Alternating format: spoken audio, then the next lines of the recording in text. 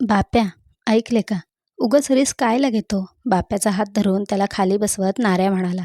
नाऱ्या, लेका रिस्क त्यात असती ज्यात धोका असतो. ह्याच्यात काय धोका? अरे येड्या, आमचं नाना सांगायचं त्यांच्या बापाच्या टायमाला एक देवऋषी होता.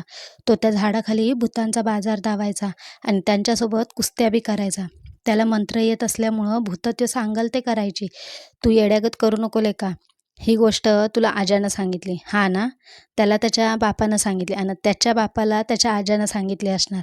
बाप्या हसत बोलला. अरे ऐ नाऱ्या, आता ह्यो जातोय तर तू तंगडं कायला मध्ये घालतो? जाऊ दे त्याला, मग खरं खोटं आपल्याला बी कळलंच की. कुंभाराचा गण्या म्हणाला. वार वार वा, तुला खरं खोटं काय हे बघायचंय आणि त्याच्यासाठी बाप्याला लिटमस पेपर करतो काय? तू जा की मग. ओ शास्त्रज्ञ, आमचा लिटमस लालचा लालच आहे, तुम्ही का पिवळं व्हायला लागलाय पण? आण्यानं पंच हाणला तसे सगळे फिदी हसायला लागले. बाप्या, तू माझं ऐकणार आहेस का नाही तेवढं सांग, नाऱ्यानं काकुळतीला येऊन विचारलं. आईला नाऱ्याले का, तुला माहिती मी असलं काय मानित नाही. भित्यापाटी राक्षस असतो भावा, आणि आपण भित्रे नाही. आणि अजून एक, भूत खेत सब झूठ आहे, मला सिद्ध करायचं आहे, त्यामुळं मी चॅलेंज घेतलंय फिक्समध्ये. आता नाऱ्याचा नाईलाज झाला. नाऱ्या कातावून जाऊ लागला. अय भावा, पैज जिंकल्यावर उद्या पार्टीला ये बरं का? बाप्या हसत मोठ्याने म्हणाला. बाप्या आणि नाऱ्या दोघे जिगरी दोस्त होते, पण दोघांचेही स्वभाव कमालीचे विरुद्ध. नाऱ्या भूत करणी भानामती देवऋषी मानणारा, प्रचंड अंधश्रद्ध, तर या उलट बाप्या, त्याचा या कशावरच विश्वास नव्हता. तो अगदी देवही मानत नव्हता, नास्तिकच. नाऱ्या दर अमावास्येला म्हसोबाला कोंबडं कापायचा, ते खायला मात्र न चुकता बाप्या जाई. म्हसोबाच्या पुढं ठेवलेले अंड घरी नेऊन खायचा, त्याच्यासमोर लिंबू कालवणात पिळून खायचा. एखाद्या ठिकाणी कोणी उतारा टाकलेला असेल त्यावरचा नारळसुद्धा हा फोडून खाई. तो म्हणे भूतभीत सब झूट असतं. नारबायाच्या पूर्ण उलट. घरी कोणी आजारी पडलं तर देवऋषी गाठून इलाज करी. भूतांना तर जाम घाबरायचा. रात्री बेरात्री त्याला कसले कसले आवाज यायचे. एकदा उसाच्या रानात रात्री बारी देत होता. अचानक पाणी बंद झालं. लाईट तर गेलेली नव्हती. मग पाणी का गेलं? मोटारीनं पाणी सोडलं काय म्हणून हा विहिरीकडे निघाला. जसजसा तो विहिरीच्या जवळ जात होता तसा कानोसा घेत होता की मोटारीचा आवाज येतोय का. पण अगदी विहिरीवर पोहोचेपर्यंत मोटारीचा आवाज झाला नाही. म्हणजे मोटार बंद झाली होती. आईला, लाईटीनं झटका नाही मारला काय नाही, मोटार कशी बंद झाली? त्यानं मनाशीच विचार केला. त्याच्या मनात एक शंका आली की रानात घुशी लय झाल्यात, एखाद्या घुशीनं वायर कुरतडली असेल, चेक करायला पाहिजे. त्यानं गडबडीत बॅटरीच आणलेली नव्हती. त्या अंधारातच अंदाजानं त्याला विहिरीत उतरावं लागत होतं. रात्र अमावास्येची नसली तरी अंधार खूप होता, पण नाऱ्याला सगळं सरावाचं असल्याने तो डोळे झाकून सुद्धा विहिरीत उतरू शकत होता. तो आधी लाईटीच्या बोर्डापाशी गेला, वायरी ओढून बघितल्या. कनेक्शन फिट होतं. त्यानं बोर्डाचं झाकण लावलं आणि विहिरीकडे वळला. अचानक बोर्डाचं झाकण आपोआप उघडलं. वारं नाही काय नाही. झाकण आपोआप कसं उघडलं? तो झाकण लावायला वळला तेव्हा विहिरीत अचानक काहीतरी पडलं. नाऱ्याच्या अंगावर भीतीने झरकन काटा आला आणि एवढ्या मोटार चालू झाल्याचा आवाजही आला. नेमकं काय होतंय त्याला कळेना. वेळ काय असावी याचा अंदाजही त्याला येईना. आता त्याची भीती अजून वाढली. छातीचा आवाज तर शेजारच्या माणसालाही ऐकू यावा. पुन्हा मोटार बंद झाली. नाऱ्याचं नरडं कोरडं पडलं, कारण गावात लाईट दिसत नव्हती आणि इथे वेगळंच काही घडत होतं. आता पुन्हा पाण्याचा आवाज आला, पण यावेळी पाण्यात काही पडलं नव्हतं, काहीतरी बाहेर आलं होतं. नाऱ्याच्या मनात पळायचा विचार आला, पण जणू त्याचे पाय कोणीतरी घट्ट धरून ठेवलेले. त्याला जागचं हालताही येईना. विहिरीत आता बांगड्या किणकिणत होत्या. वाऱ्याची बारीक झुळूक आली तशी नाऱ्याला वाटलं कोणीतरी कानापाशी शीळ घालतंय. त्याचं अंग भीतीनं थरथर कापत होतं. नाना तऱ्हेचे विचार त्याच्या मनात येत होते. आता बांगड्यांच्या आवाजात घुंगरांचा आवाज मिसळला. पैंजणातले घुंगरू, पायातले पैंजण, बांगड्या, पैंजण, किणकिण, छुमछुम. कुणीतरी विहिरीतून वर येतंय. छुमछुम. विहिरीत अंधुक प्रकाश दिसायला लागला. आता नाऱ्याचे डोळे फिरले. बुबुळ जणू बाहेरच पडतील. ओरडावं म्हटलं तर घशातून आवाज निघेना. जिभेला लकवा मारल्यासारखं झालं. घडत असलेलं खरं की स्वप्न? प्रकाश आणि आवाज वाढत होता. हळूहळू कुणीतरी विहिरीतून बाहेर येत होतं. नाऱ्या बघण्याशिवाय काहीही करू शकत नव्हता. आता गावात लाईट गेलेली, पण विहिरीत मोटार चालू झाली. तिची घरघर किणकिण छुमछुम विहिरीतून एक आकृती बाहेर आली. तिच्या हातात मेणबत्ती होती, मोठीच्या मोठी ज्योत, पण ज्योत वाऱ्याने जराही हलत नव्हती. नाऱ्याला त्या बाईचा चेहरा स्पष्ट दिसत होता. पिवळसर रंग, काळेभोर डोळे, काळीच, त्यात पांढरा भागच नाही. लांबसडक केस, केस फार जमिनीवर लोळत होते. लालसर ओठ, कपाळावर भलं मोठं कुंकू, जुन्या रुपयाच्या नाण्या एवढं. हिरवीगार साडी नेसलेली ती बाई विहिरीच्या काठावर येऊन उभी राहिली होती. नाऱ्याचे डोळे बाहेर पडायची वेळ आली. वाऱ्याचा वेग वाढला, धूळ उडायला लागली. साई वाऱ्याचा गाणं सुरू झालं. वाऱ्याबरोबर तिचे केस उडू लागले. अरे पण हे काय, हेच केस मागून पुढे कसे काय उडायला लागले? आणि हातातली मेणबत्ती का विझत नाहीये? विजायचं राहू द्या, पण तिची ज्योत या भरभरणाऱ्या वाऱ्यातही हलत नव्हती. नाऱ्याचं तोंड सत्ताड उघडं होतं, त्यात माती जायला लागली. तो बंद करायचा कसोशीनं प्रयत्न करत होता, पण जणू त्याचा जबडा आखडला होता. नरड्यात माती जायला लागली, श्वास कोंडायला लागला, त्याचा जीव गुदमारायला लागला. बाई आता भेसूर दिसत होती. ती त्या काळ्याभोर डोळ्यांनी नाऱ्याकडे एकटक बघत होती. एवढ्या भयानक वेळी नाऱ्याला अजून एक गोष्ट जाणवली. या बाईच्या डोळ्यांना पापण्या नाहीत. तिच्या साडीचा पदर पुढून मागे आणि केस मागून पुढे वाऱ्यावर नाचत होते. हिच्या एका हातात मेणबत्ती, दुसरा हात कुठं आहे? हा विचार नाऱ्याच्या मनात यायला आणि तिनं आपला दुसरा हात पुढे करायला एक क्षण पुढे आला. तिचा दुसरा हात पुढे येतच होता, नाऱ्याच्या दिशेने. तिनं मान हलवली आणि तिच्या तोंडातून एक विचित्र आवाज बाहेर पडला, जणू कुणीतरी किंकाळी मारली होती. नाही, कुत्रा भुंकला बहुतेक. नाही नाही, बाळ रडलं जणू. नाही, कसला आवाज हा? हातासोबत आता तिचे केसही याच्याकडे झेपावू लागले. केस कसले, जणू काळेभोर नागच आपल्याला डसायला येत आहेत. तिचा हात नाऱ्याच्या जवळ आला आणि गपकन मागे जाऊन त्याने नाऱ्याची मान धरली. केस पुढे आले, ते नाऱ्याच्या गालाला गुदगुल्या करायला लागले. नाऱ्याची छाती इतकी जोरजोरात धडधडत होती की कोणत्याही वेळी त्याचं काळीज बाहेर पडेल. श्वास जोरात येऊ लागला, घशातून विचित्र हुंकार बाहेर पडला. आता बाईचे ओठ हलले, ती काहीतरी बोलत होती. काय? तिनं हातातली मेणबत्ती सोडली, पण ती खाली पडली नाही, तशीच तरंगत राहिली. तिचा भेसूर चेहरा आता आणखीनच भयचकित करत होता. दुसरा हात नाऱ्याच्या छातीवर फिरवत ती म्हणाली, भिवू नको. तुला कळायचं बी नाही, मी तुझं काळीज काढल्यात. तुला जास्त त्रास नाही व्हायचा. हा गाड्याचा आवाज की बाईचा? आणि तिचे दात नेमके कसे, काळे का लाल? काळेच. नाही, लाल.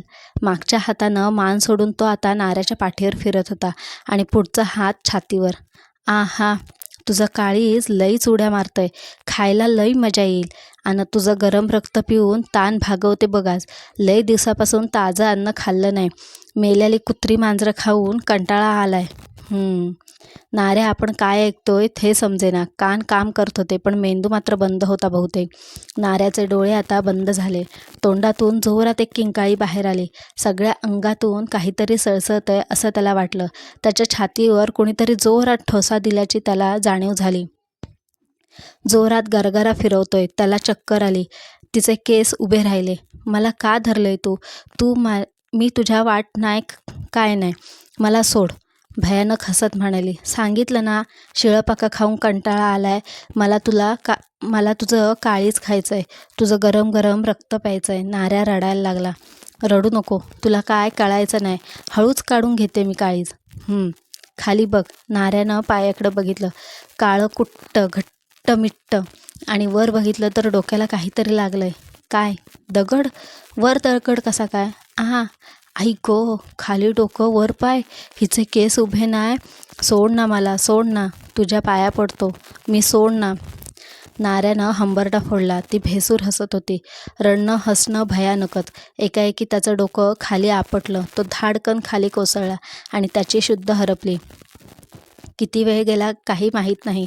जागा झाला. डोळे किलकिले करून त्यानं पाहिलं. समोर बाप्या होता. आबा, नाना, अक्का सगळे होते.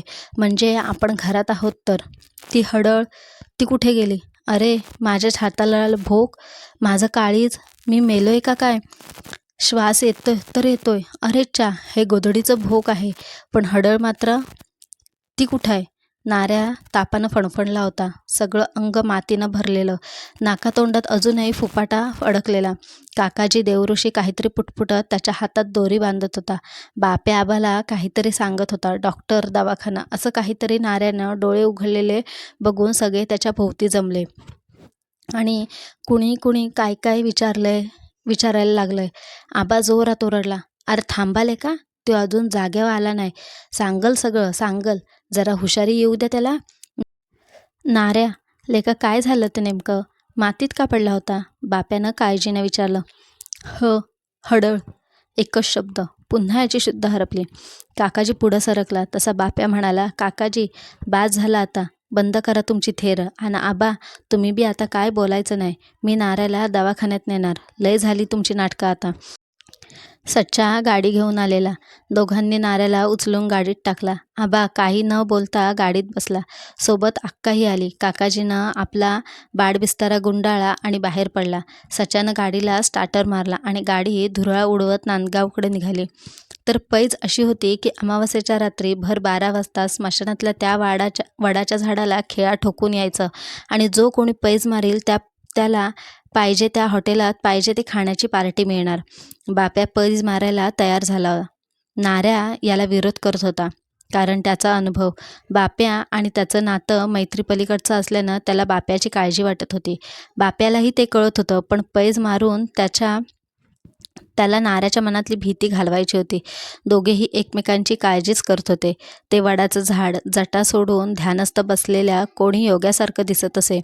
नेमकं हे कधी आणि कुणी लावलं हे कुणालाच माहीत नव्हतं. प्रत्येक म्हातारा त्याच्या लहानपणापासून हे झाड असंच आहे हे सांगायचा. काही जणांनी त्यावर अनेकदा भूतं बघितली होती आणि नाऱ्याच्या आज्याकडे तर त्या झाडाच्या आणि त्याच्यावरच्या भूतांच्या गोष्टींचा खजिना होता. म्हातारं अनेकदा त्या गोष्टी सांगायचं. त्याचाच परिणाम नाऱ्यावर झालेला. एकदा नाऱ्या रात्री लघवीला उठला आणि त्याला अंधारात कुणीतरी मानेने खुणावून बोलवतोय अशी सावली भिंतीवर दिसली. नाऱ्याची पाचावर धारण बसली. उठून पळताना त्याच्या लक्षात आलं की आबाला पाय आखडून झोपायची सवय असल्यामुळे त्याच्या गुडघ्याची ती सावली होती. पण घाबरला मात्र जाम. कोण म्हणायचं रोज रात्री वडावर भूतं मुक्कामाला असतात, तर कोण म्हणे दर अमावास्येला त्यांचा बाजार या झाडाखाली भरतो. वेगवेगळ्या प्रकारची भूतं इथं बाजारात येतात. कुणाला हात नसतात, कुणाला पाय तुटलेले असतात, कुणाचे डोळे तोंड गायब असते, कुणाचे डोळे बाहेर पडलेले, तर कुणाला मुंडकं नाही. काही सुंदर दिसणाऱ्या घातकी हडळी, मुंजा, खैस, चटकिणी, झोटिंग, वीर, लावसट, खुन्या, बायंगी, चकवा, नाना तऱ्हेची भूतं इथं जमा होतात आणि ज्यांना तंत्रमंत्र माहीत आहेत ते या लोकांना काबूत ठेवून त्यांच्याकडून हवी ती कामे करून घेतात. आणि एखादा साधा भोळा माणूस तावडीत सापडला तर त्याचे हाल करतात. आणि अशा बाजारात बाप्या स्वतःहून जाणार होता. आजा एक गोष्ट नेहमी सांगायचा, तलाठ्याची. गावात नुकताच एक तलाठी बदली होऊन आलेला. तो बायको आणि मुलांसोबत इथे गावात राहायचा. कामानिमित्त सतत नांदगावला जायचा. बऱ्याचदा तो रात्री घरी उशिरा परतायचा. त्याला दारूचे व्यसन असल्याने त्याच्यासोबत नेहमी कुणी ना कुणी असायचे. पण त्या दिवशी तो एकटा होता, त्यामुळे जरा कमी घेतली. गाडीला किक मारून गाडी चालू करायला लागला, पण ती चालू होईना.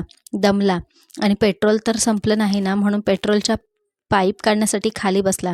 तेव्हा त्याच्या लक्षात आलं की आपण चुकीच्या बाजूला उभे राहिलोय आणि किक म्हणून स्टँड मारतोय. दुसऱ्या बाजूला जाऊन त्याने गाडी चालू केली. नाक्यावरच्या गाडीवरून पोरांसाठी सफरचंद आणि केळी घेतली आणि निघाला. दारूची झिंग हळूहळू चढत होती. स्पीड कमी असल्यानं रात्र बरीच झाली. नेमक्या वेळेचा अंदाज येत नव्हता. एवढ्यात रस्त्याने एक माणूस पायी जात असलेला दिसला. मागून गाडी येताना बघून त्या माणसाने हात केला. यानं गाडी थांबवली. काय पाहुणं, इतक्या रातचं कुठं? हे इकडंच की, त्या माणसानं एका बाजूला हात करून सांगितलं. इकडं म्हणजे गाव वाडी काय नाव आहे का नाही? फिदी हसत तलाठी बोलला. पण तो पण हसून म्हणाला, तर हो हाय की, मसानवाडी. मसानवाडी? कधी ऐकलं नाही हे राव. आईला नवं आहे की काय पाहुणं तुम्ही? नाहीतर मसानवाडी माहीत नसणारा माणूस नाही गावायचा ह्या भागात. वय नवाच आहे हो. कास्तीला तलाठी म्हणून आलोय.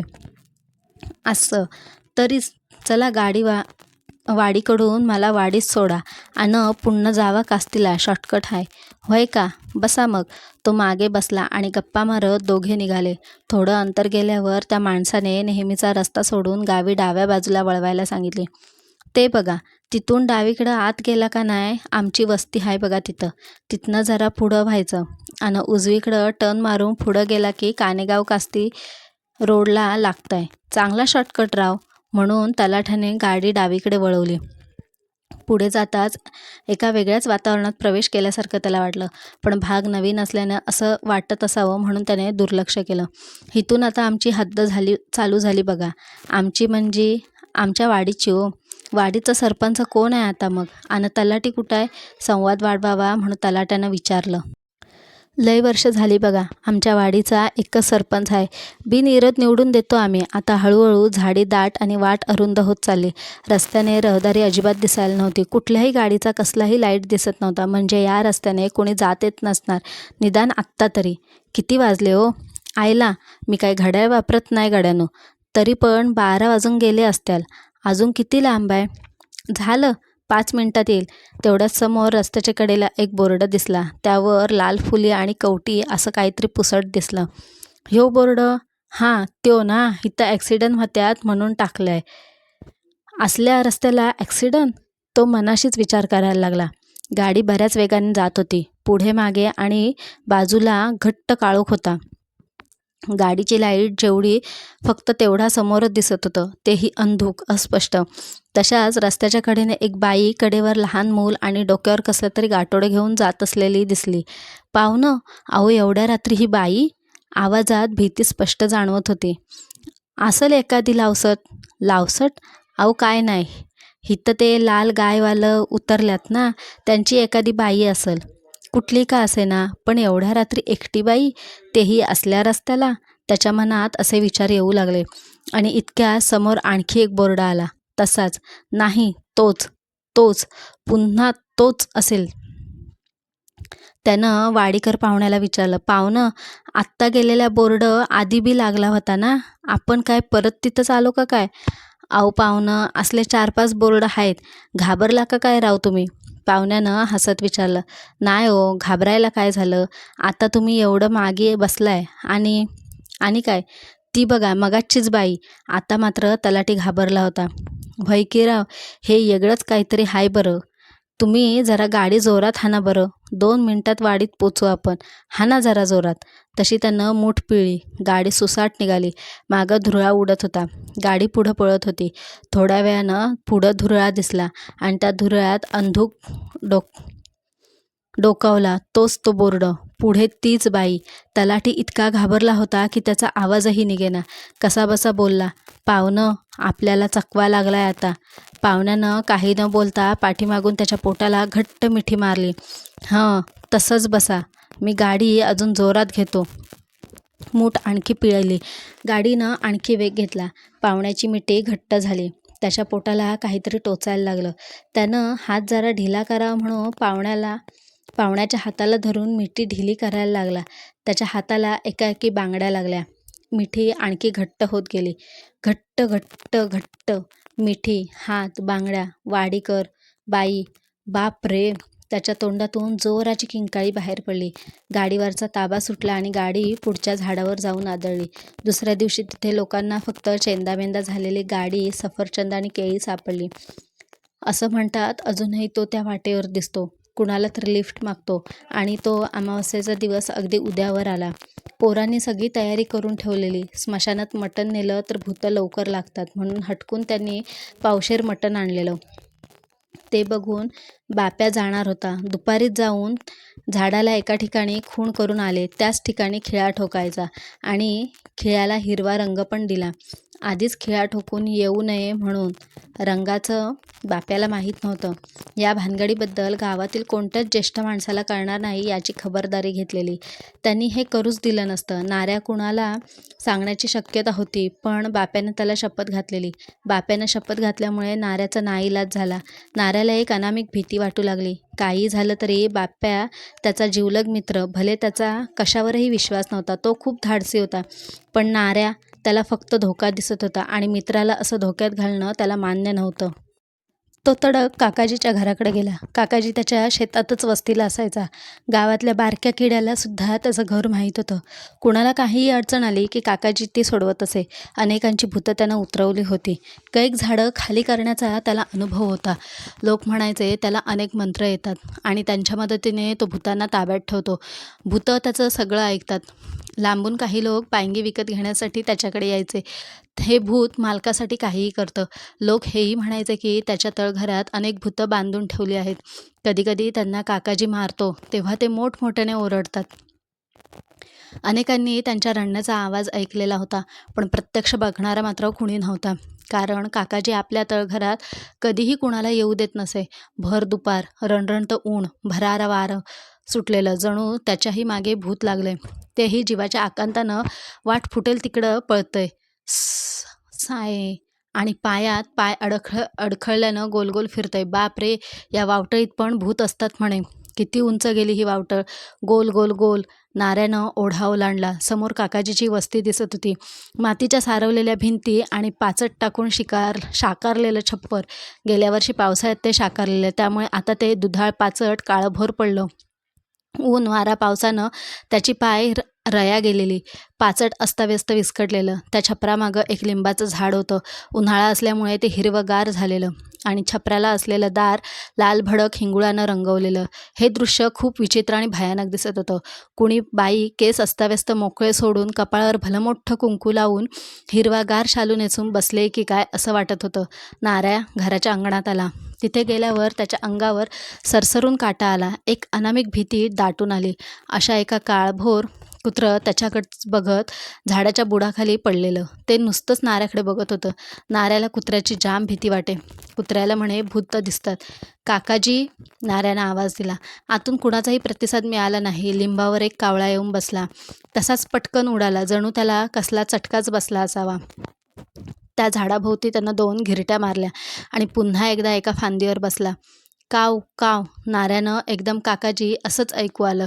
ते कुत्रं आता त्या कावळ्याकडं बघून भुंकत होतं. कावळा कुत्र्याकडं मान हलवून बघत होता, जणू कुत्र्याला खिजवत होता. कुत्रा जोरजोरात पायाने माती उकरत भुंकत होता. वातावरण भेसूर झालं होतं. ओ काकाजी, नाऱ्यानं पुन्हा हाक मारली. यावेळी दरवाजा उघडला. अंगात कोपरी आणि गुडघ्यापर्यंत धोतर, पांढरी लांब दाढी, डोक्यावरचे लांबलचक केस आणि हातात कायम काठी, असा साधासुधा काकाजी. पण त्याचे डोळे कायम लाल असत आणि नजर अशी भेदक की समोरच्याला भीती वाटे. त्यात त्याच्या दंतकथा. का र नाऱ्या, काय मायाक, दवाखान्यात गुण पडला नाही जणू. काका, तवा म्या जाग्यावर होतो का? मला काय कळत नव्हतं. तवा म्या सांग, मी तुझ्याकडं आता पहिल्यांदा आलोय. ते बी हायच म्हणा. ये आतमध्ये. काकाजीनं तिथंच पाठ फिरवली आणि आत शिरला. मागोमाग नाऱ्याही गेल्या. आता जरा धुरकट वाटत होतं. नुकताच लोबान जाळलेला त्याचा सुगंध येत होता. बाहेर ऊन मी म्हणत होतं, पण इथं मात्र गार वाटत होतं. काकाजी लेका, आता चांगलं गार वाटतंय राव. मग र, तो समन बसवलाय की लिंबावर, तो छप्पर गरम होऊ देत नाही. त्याला ताकीदच हाय. जर का छप्पर गरम झालं तर मी गरम होईन आणि गरम झालो की खी हसत काकाजी म्हणाला. गप लेका, मला भ्या वाटतंय आणि तू असलं काय तर सांग. बरं, उद्या बाप्या जाणार आहे म्हण. नाऱ्या उडालाच. याला कसं कळलं? डोळे मोठाले करून त्यानं काकाजीकडे बघितलं. अरे, त्यो कावळा, त्यो मला सगळ्या मुलकातल्या बातम्या सांगतो. काकाजी, आता गप. काय बी बंडल मारू नको. तुला आमच्यापैकी कुणीतरी सांगितलं असणार म्हण कावळा सांगतोय. नाऱ्या लेका, माझ्यावर इतका विश्वास हाय तुझा आणि तरी बी तुला खोटं वाटतंय? काकाजीनं नाऱ्याकडे विचित्र नजरेनं बघितलं. डोळे मिटले आणि काहीतरी पुटपुटायला लागला. एखाद मिनिट झाला असेल. बाहेर कावळा ओरडायला लागला. काकाजीचे डोळे बंद होते. तो बोलायला लागला. दुसऱ्या कामाला गेलाय, नाहीतर हे बी त्यानं सांगितलं असतं. मला बाप्याची काळजी वाटते. त्यो कुणाचं बी ऐकत नाही. त्यो जाणारच म्हणतोय. त्याच्यासाठी मला काहीतरी दे. त्याला इजा होऊ नये म्हणून काहीतरी कर. त्याच्या शब्दात काळजी जाणवत होती. नाऱ्या लेका, उद्या आमुषा. त्यांचा बाजार असतो. त्यात एका जातीचं भूत असणार का? प्रत्येक भूतासाठी वेगळा उपचार असतो र. काकाजी तंबाखू हातावर घेत म्हणाला. मग र, आता काय करायचं? काकाजीनं तंबाखू चोळून त्यावर थाप मारली. चिमटीत तंबाखू घेऊन हातात उरलेला भुगा खाली टाकला. चिमट झटकली आणि खालच्या ओठात त्यातला तंबाखू ठेवली. मुश्किलीनं एखादा मिनिट गेला असेल, पण नाऱ्याला तास झाल्यासारखं वाटलं. सांग की लेका, तंबाखू जरी सुकानं खाऊ दे की मला. दम जरा. आलोच मी. खाली चालला काय? मी येऊ का? बसतो का गप? तुझा लिटमस पिवळा झाला तर भुतं बी नाही साफ करायची माझी, मलाच करावं लागल. जोरात हसत काकाजी आतल्या खोलीत गेला. याच्या तळघरात खरंच भुतं असतील? आ? हा काही प्रश्न झाला? आत्ताच त्यानं मित्रांच्यात झालेलं संभाषण जसंच्या तसं सांगितलं. जणू तो स्वतः तिथं होता. नक्कीच भुतं याचे गुलाम आहेत. नक्कीच, नक्कीच खाली भुतं असणार. हा आवाज, हा कसला आवाज? नारा आपल्या जागेवरून उठला. आतल्या खोलीत आत कधी पोचला त्याचं त्यालाही कळलं नाही. आत संपूर्ण अंधार होता. कोणी डोळ्यात बोटं घातली तर कळणार नाही इतका घट्टमिट्ट अंधार. बाहेर जो सुवास जाणवत होता तो इथं नव्हता. इथं एक वेगळाच वास होता. कसला? असा वास कधीच अनुभवात नव्हता. नाऱ्या एक एक पाऊल पुढं टाकत होता, पण नेमकं जातोय कुठं हे कळत नव्हतं. समोर भिंत असल्याचं जाणवलं. तो भिंतीला जाऊन चिकटला. भिंतीला खेटून खाली एक बोळ होता. त्यानं आत पाय घातला आणि तो पाय बोळात फिरवून अंदाज घेतला. जेमतेम एक माणूस जाईल असा, पण पायाला पायऱ्या काही लागल्या नाहीत. पण इथे आत कमालीची उष्णता जाणवत होती. त्यानं कानात प्राण आणून खालचा आवाज ऐकण्याचा प्रयत्न केला. कसलाही आवाज येत नव्हता. अंदाज घेत तो जमिनीवर झोपला आणि डोकं बोळात घातलं. त्या क्षणी आतून जोरात ओरडण्याचा, किंचाळण्याचा, रडण्याचा, ओरडण्याचा आवाज ऐकू आला. नाऱ्यानं पटकन डोकं बाहेर घेतलं आणि त्याला दरदरून घाम फुटला होता. नाऱ्या, ऐ नाऱ्या! काकाजीचा आवाज त्याच्या कानी पडला. आवाज तर बाहेरून येत होता. ही काय भानामती? धडपडत उठला. पळत बाहेर येताना कशाला तरी ठेचाळला. केसांसारखं काहीतरी जाणवलं. कुणाचं तरी डोकं होतं बहुतेक. नुसतं डोकं. नाऱ्या जोरात बाहेर आला. आत काय करत होता गैबान्या? तूच आत गेला ना, मग हित्त कुठनं आला? आतमध्ये आवाज आणि ते मुंडकं. त्याला नीट बोलताही येत नव्हतं. अरे नाऱ्या, सांगून बी तुला कळत नाही का? धोका आहे तिथं. तुला येऊ नको म्हणलेलो ना मी. अरे काय कळलंच नाही मी तिकडं कसा गेलो ते. धापा टाकीत नाऱ्या म्हणाला. रत्ताळ्या, हे घे. काकाजीनं नाऱ्याच्या हातात एक दोरी दिली. काळी दोरी. नाऱ्यानं जरा निरखून बघितलं. लांब सडक केस वळून ती दोरी तयार केलेली. त्यावरची ओल रक्ताची होती. नाऱ्याच्या हाताला ते रक्त जाणवलं. नाऱ्याला ते जाणवताच ती दोरी त्यानं फेकून दिली. दोरी जमिनीवर पडताच तिनं पेट घेतला. जाळ तर असा लागलेला जणू कुणी मणभर लाकडावर रॉकेल ओतून पेटवलंय. अरे नाऱ्या येड्या! काकाजी पटकन पुढं झाला. त्यानं खिशातून कसली तरी चिमूट बाहेर काढली आणि या आगीवर फुंकर मारली. आग विझली, पण दोरी तशीच होती. अगदी तशीच. नाऱ्या डोळे फाडून हे सगळं बघत होता. काकाजीनं दोरी उचलली. तुला काय अक्कल बिक्कल? कुठानंच करतोय लेका काहीतरी तू. हे लावसटचं केस आहेत. सगळ्यात खत्री भूत. ही दोरी ज्याच्याकडं असेल त्याला दुसरं कोणतंच भूत नाही काय करू शकत. पण तुला ही दोरी बाप्याच्या हाती बांधावी लागल. नाऱ्या अजून नीट भानावर आला नव्हता. ते रक्त, तुला जेवढी माहिती पाहिजे तेवढी दिली. बाकी तुला घेणं देणं नाही. जा आता. नाऱ्यानं ती दोरी खिशात ठेवली. मंतरल्यागत तिथून निघाला. जणू कुणी अज्ञात शक्ती त्याला बाहेर ढकलत होती. का खेचत होती? बाप्याच्या हातावर ही दोरी बांधायची कशी? या विचारातच तो घरी पोहोचला. डेऱ्यातलं गार पाणी गटागटा ढोसून तो याचाच विचार करायला लागला. कारण बाप्या काहीही झालं तरी असलं काही बांधू देणार नाही. काय करावं? त्यानं मला शपथ घातली. आपण त्याला घालूया. नाऱ्या उठला आणि तडक बाप्याचं घर गाठलं. या साहेब, चहा प्यायचा का? आत्ता? लेका किती गरम होतंय. महाराज, लोखंडच लोखंडाला कापितंय. तशी उष्णताच उष्णतेला मारिती. होय का? बरं मग घेतो कपभर. चालतंय. कर मग 2 कप. तुझ्या आईला कडू, तुला चहा प्यायचा होता म्हणून मला डोस पाजित होता काय? नाऱ्या चुलीकडं सरकत बोलला. चुलीतला निखारा फुलवत आणि 4 काटक्या टाकून जाळ लावला. भगुल्यात 1 कप पाणी आणि 1 कप दूध ओतून भगुलं चुलीवर ठेवलं. त्यात गूळ आणि पत्ती टाकली.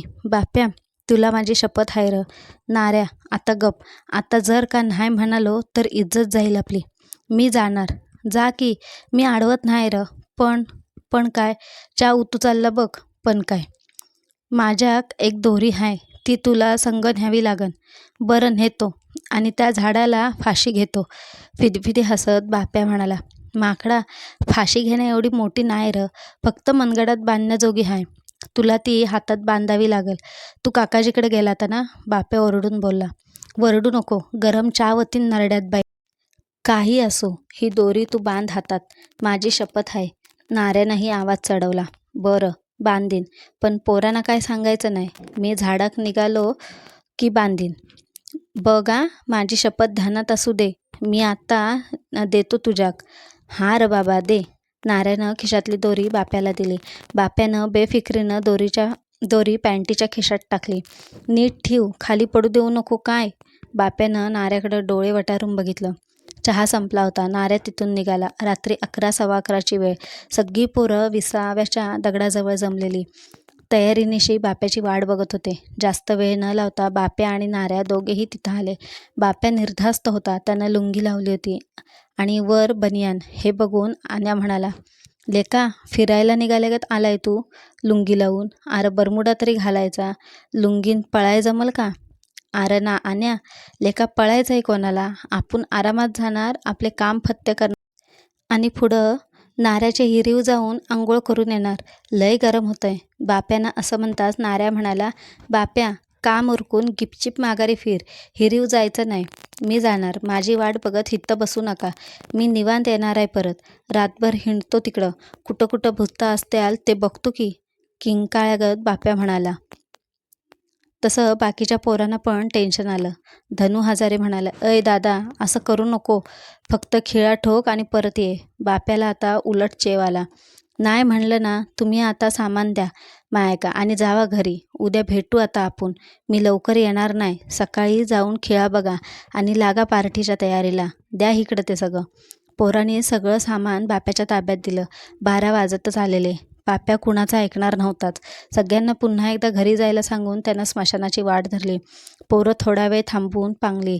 बाप्याला निघून 10-1 मिनिटं झालेली. अचानक त्याच्या लक्षात आलं की नाऱ्यानं दिलेली दोरी पॅन्टीच्या खिशात राहिली. त्याला नाऱ्याची शपथ आठवली. पण आता माघारी जाता येणार नव्हतं. बाप्या मनाशीच म्हणाला, शपथ कुठं खरी असती काय. नाही मारायचा नाऱ्या. तो स्वतःशीच हसला. पण अजून कुणीतरी हसल्याचा त्याला भास झाला. त्यानं चमकून तिकडं बघितलं. पण अशा घुडुप्प अंधारात काय दिसणार. आईला आता मला बी भास व्हायला लागले. मनाशीच बोलत बाप्यानं पाय उचलले. 5-10 पावलं चाललो न चालतो त्याच्यासोबत मागं कुणीतरी चालत येत असल्याचं त्याला जाणवलं. नाही, त्याला पावलांचा स्पष्ट आवाज आला. त्याला वाटलं काळजीपोटी नाऱ्या लपतछपत येत असेल. तो म्हणाला, नाऱ्या तू आशीन तर समोर ये. आपण सोबत जाऊ. उगच घाबरशीन एकटा. कुणीच प्रतिसाद दिला नाही. बाप्या चालू लागला. चालत चालत कुरणात आला. कुरण संपलं की स्मशानच पुढं. पायवाट नेहमीची असल्याने तो झपाझप चालत होता. पण नेमका आलोय कुठं हे कळायला मार्ग नव्हता. दोन्ही बाजूला झाडं झुडपं होती. त्यांचे आकार रात्रीच्या या काळोखातही विचित्र दिसत होते. जणू कुणा माणसाच्या आकृत्या असाव्या. बाप्या जसा झपाझप पाय उचलत होता तसा मागून येणाऱ्या पावलांचा आवाजही वाढत होता. बाप्या थांबला की आवाज थांबे. बाप्याला शंका आल्याने तो पटकन जागेवर थांबला. त्यानं कानोसा घेतला. सन सन फडफड वारं वाहत होतं. किर रातकिडे किरकिरत होते. क्षणात इकडून क्षणात तिकडून. हे नेमके असतात कुठे. शोधलं तरी सापडत नाही. मध्येच काही वटवागळं बाजूने उडत होती. टिव टिव टिव लांब कुठेतरी टिटवी ओरडत होती. कधीही न घाबरणाऱ्या बाप्या आता मात्र त्याच्या अंगावर सरसरून काटा आला. तरी मनाला भीती झटकून तो जोरात म्हणाला, मनाचा खेळ रे मनाचे. भीत्यापाटी ब्रह्मराक्षस. हो. कोण म्हणालं. कोण आहे ते पुढं या. मी काय घाबरायचो नाही. मायला तुझ्या. बाप्या निघाला कुठे. पुढे का मागे, इकडे का तिकडे. त्याला दिशाच कळेना. तरी त्यानं अंदाजानं एक दिशा ठरवली आणि त्या बाजूला पुढं जायला लागला. सोबत पावलांचा आवाज होताच. तो स्वतःला समजावत होता. बहुतेक रात्रीच्या शांततेत झाडामुळे आपल्याच पायांचा आवाज परत रिफ्लेक्ट होत असावा. हो असंच आहे. पण हो कोण म्हटलं. नाही हे विचारच नको. आपण गाणं म्हणू. एक कोणतं बरं आपल्याला आवडतं. ते नाही का हे. घुबडाचा आवाज आला. भीतीने पुन्हा एकदा सरसरून काटा आला. त्यानं लुंगीचा सोगा हातात पकडला. झपाझप पावलं टाकीत चालला. अचानक समोर ते झाड दिसलं. वाटेच्या मध्येच. नाही अंधारात आपल्यालाच वाट दिसली नाही. आपणच आडवाटेने आलो. चला खिळा ठोकूया. बाप्यानं एका हातात खिळा आणि दुसऱ्या हातात दगड घेतला. झाडाच्या बुडाकडे निघाला. भल्या मोठ्या आकाराचं अस्ताव्यस्त पसरलेलं ते झाड अंधारात विचित्रच दिसत होतं. बाप्या जवळ जात होता तसं जणू झाडाचा आकार बदलत होता. झाडांची पानं सळसळत होती. त्यांचाही भयानक विचित्र आवाज येत होता. पावलांचा आवाज आता जवळ येऊ लागलेला. बाप्या थरथर कापत झाडाच्या बुंध्याशी गेला. थरथरत्या हातानं बुंध्याला खिळा चिकटवला. दुसऱ्या हातात बाप्याच्या कानापाशी कोणीतरी बोललं. बाप्यानं जीवाच्या आकांतानं खिळ्यावर दगड आपटला. माघारी वळला. लुंगीत आणि त्याला जाणवलं की कोणीतरी त्याची लुंगी धरली आहे. दुसऱ्या दिवशी लोकांना बाप्याचं प्रेत झाडाखाली दिसलं. त्याच्या लुंगीचा सोगा खिळ्यात अडकलेला होता.